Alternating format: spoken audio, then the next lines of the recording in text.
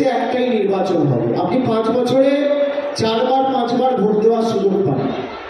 পঞ্চায়েতে 3 বার ভোট দেন একদিনে, জেলা পরিষদে ভোট দিচ্ছেন, পঞ্চায়েত সমিতিতে ভোট দিচ্ছেন, গ্রামসভায় ভোট দিচ্ছেন, বিধানসভায় ভোট দিচ্ছেন, লোকসভায় ভোট দিচ্ছেন। বিজেপি বলছে আমরা মানুষের ভোটাধিকার কেড়ে নেব। আপনি 5 বছরে 1 বার সুযোগ পাবেন ভোট দেওয়ার। তো হতে পারে এই ভোটই আপনার জীবনের শেষ ভোট, তারপর হয়তো সংবিধান পাল্টে দেবে, আপনি আর ভোটাধিকার প্রয়োগ করার সুযোগ পাবেন না।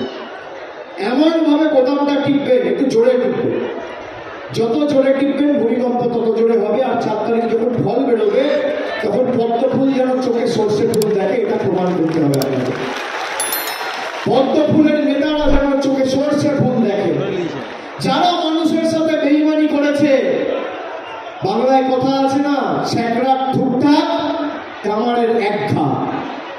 আপনি এই প্রতিঘাত বা মারার সুযোগ পাচ্ছেন 13ই মে। 13ই মে আপনার দিন।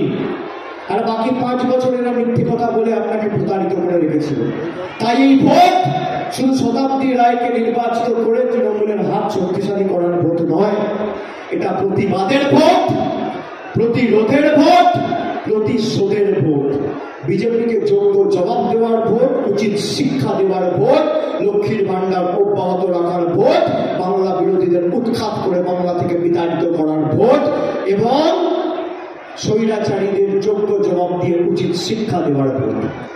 আমি ধন্যবাদ দিই বিজেপিকে, তার কারণ তৃণমূলের যত আবর্জনা আমরা বার করে দিয়েছি, এই আবর্জনাগুলোকে বিজেপি 2021 সালে নিয়েছিল বলে তৃণমূলের ফল এত ভালো হয়েছিল। আর সরকারের যারা আবর্জনা, দেবাশিস ধরের মতো লোকেরা, যাদের কারণে নেতৃত্বে শীতলকুচিতে 5 জন মারা গেছিল, দিনের আলোয় যার নেতৃত্বে সিআইএসএফ, সিআরপিএফ, কেন্দ্রীয় বাহিনী গুলি করে মেরেছিল 5 জন লোককে, নির্দোষ বাঙালিদের, আজকে তার প্রতি যোগ্য বিচার হয়েছে। আমি বলি না, বাংলায় কথায় আছে পাপ বাপ কেউ ছাড়ে না।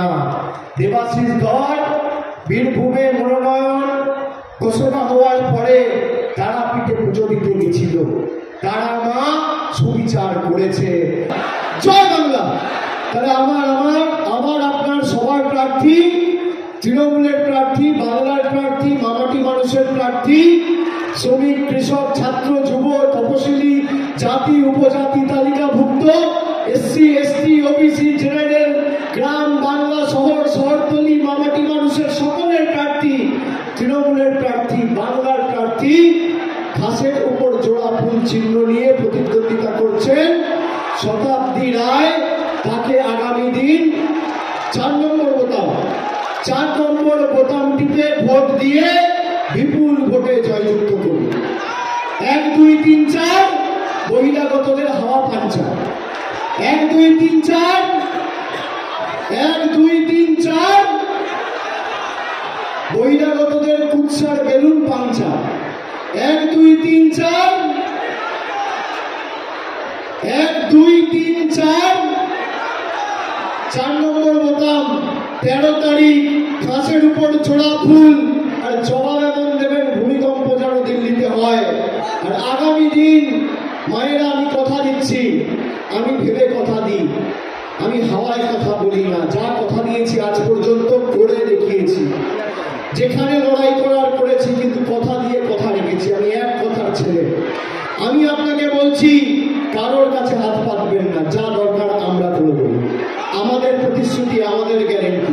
লক্ষ্মীর ভান্ডার দিয়েছি, গ্রামে রাস্তা করেছি, হাসপাতাল থেকে শুরু করে বিনামূল্যে রেশন যাচ্ছে।